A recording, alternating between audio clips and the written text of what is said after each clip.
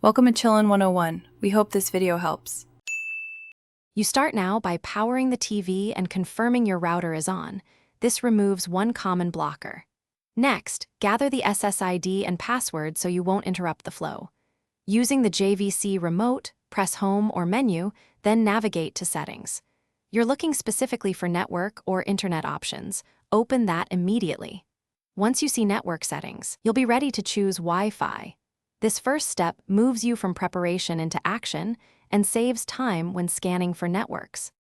Once done with the menu, select Wireless or Wi-Fi and run a network scan so the TV can list nearby SSIDs.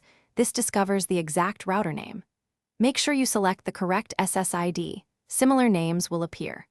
When prompted, enter the password using the on-screen keyboard.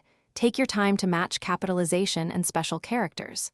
After you confirm, the TV attempts authentication and requests an IP address. If it obtains an IP from DHCP, you're almost complete. Otherwise, you may need to configure a static IP.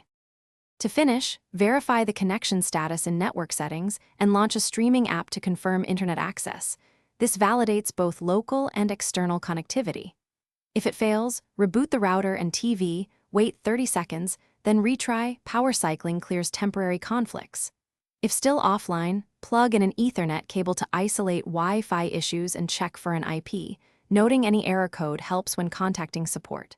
Finally, make sure firmware is current, because updates often fix wireless stability problems. Thanks for watching.